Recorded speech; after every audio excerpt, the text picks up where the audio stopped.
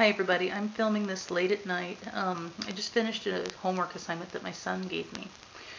For his senior English class, he was asked to have people write letters about who he is and who he was so they can do an introspective kind of project as their final. So I wrote this letter and I feel like it was so much from the heart that I didn't want to just keep it between the two of us because I am really so proud of who he is and who he is becoming that I wanted to share it with everyone else that knows him. And yeah, for those of you that know him and love him like I do. So here's the letter, and yeah, I would just like to title this An Open Letter from a Mother to a Son. May 29th, 2008. Dear Alex, I've been fortunate to have you in my life for 6,387 days. But in my heart, it feels like I've known you forever. I don't remember ever not having you around. You know how rough it was for me the day that you and your sister were born. I felt like someone amazing was ripped from me at the same time someone amazing was given to me. I felt like I was given the most incredible gift when they said, okay, he's yours, take him home. Those first few months were difficult for obvious reasons.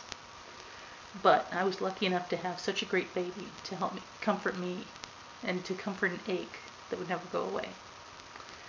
I have always loved and appreciated the way you've lived your life with a heart twice as big as everyone else's. I knew that you were special the first time I felt you kick, and I knew it even more so the first time I looked into those big hazel eyes. Yes, you were everyone else's Alex, but you were my Alex. Like I said, you've always had a huge heart and a kind and generous spirit. You're a happy, fun-loving, and goofy person. You're quick to give a smile to everyone and to lend a hand to those in need. You're also so much more intelligent than you give yourself credit for. One of your best qualities is that you have the habit of persevering. When you set a goal, it's rare for you to not achieve it. But even if you don't hit your goal exactly on target, you never give up, and you always end up learning from your shortcomings. You're a very open-minded person, and you're a very loyal friend. I'm also glad that I found the poem Boy Wanted when you were such a little boy. I do believe that you have used that as a guideline for who you are and who you want to become. I know that you've grown tired of it over the years, but if you really read it and you envision yourself as that character that they describe, you'll see how similar you are to this person. I think of you as a humanitarian and a very compassionate soul. I think that your choice of going into the medical field will be perfect for you because you have just the right combination of being an educated person that will be able to help heal individuals, but you also have the heart to speak to their hearts while they're trying to heal. The directions that you gave me asked me what your shortcomings might be, and I have to be honest, this was the hardest part to write. You tend to wear your heart on your sleeve, and which in my personal opinion is a good thing. But when you tend to get hurt by someone, it hurts even worse than I think it might hurt others that aren't so big-hearted. I don't think that that's actually a shortcoming, but just something to be aware of. And I hate to see you hurting. It hurts just as bad as if someone was hurting me. Johnny is such a lucky young man to have such a caring brother like you. I think you both have a best friend for life in each other. I know that you will always have a relationship to be proud of. I also love the fact that you're a person that lets his actions speak louder than his words. If you say something, people know that you're honest and you have the integrity to follow through with what you say. I'm so proud to have you as a son, and I'm even more proud to have you as a friend. Thank you for being you every day of your life. Love, Mom.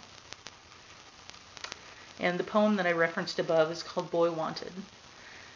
It was a one-ad that appeared in the early part of the 20th century, and it's in a book called The Book of Virtues by William Bennett.